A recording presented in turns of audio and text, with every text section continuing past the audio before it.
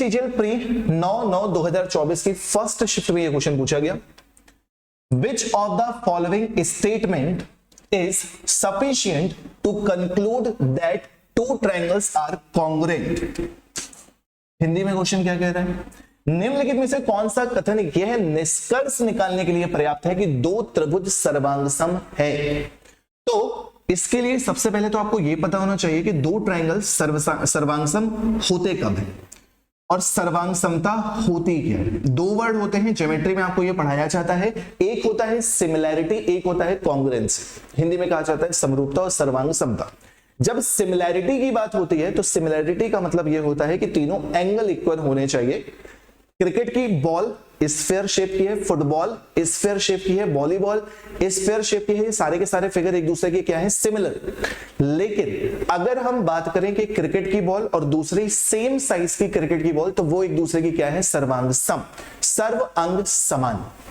ठीक, तो सर्वांगसम तभी हो सकता है जब उसके सभी साइड्स इक्वल हो और सभी एंगल्स इक्वल हो। जब सब कुछ इक्वल होगा तभी आपके दो ट्रायंगल कॉन्ग्रुएंट होंगे। उसके लिए प्रॉपर्टीज पढ़ाई जाती हैं, S S S S A S, ये सब कुछ आपको पढ़ाया जाता है। यहां पर चार ऑप्शन में से आपसे ये पूछा गया था कि कौन सा ऑप्शन सेटिस्फाई करेगा। तो पहला ऑप्शन क्या है? इनकी दो बराबर भुजाएं और एक ही परिमाप हो। तो सबसे पहले से ही आपका आंसर निकल गया। दो भुजाएं बराबर कह दे, यानी कि ये भुजा इसके बराबर कह दे, ये भुजा इसके बराबर कह दे, और साथ में ये भी कह दे कि पेरीमीटर सेम है। जब पेरीमीटर सेम है यानी कि परिमाप सेम है तो तीसरी भुजा आपस में इक्वल हो जाएगी ना। Third side is also equal. जब पेरीमीटर इक्वल है तो ये दोनों साइड जब इक्वल है तो थर्ड साइड भी अपने आप इक्वल हो जाएगी। तो पहले से ही आपके दोनों के दोनों ट्रायंगल कॉन्ग्रुएंट प्रूफ हो गए, पहले से ही आंसर आ जाए और कुछ मत करो।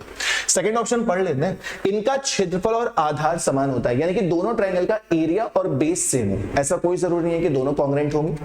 दोनों त्रिभुजों में एक भुजा और एक कोण बराबर हो। एक भुजा और एक कोण से कुछ नहीं होता। जब दो साइड और उनके बीच का एंगल बराबर होता है तब ट्रायंगल कॉन्ग्रुएंट हो सकता है।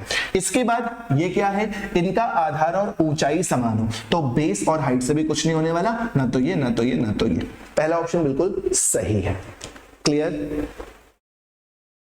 एसएससी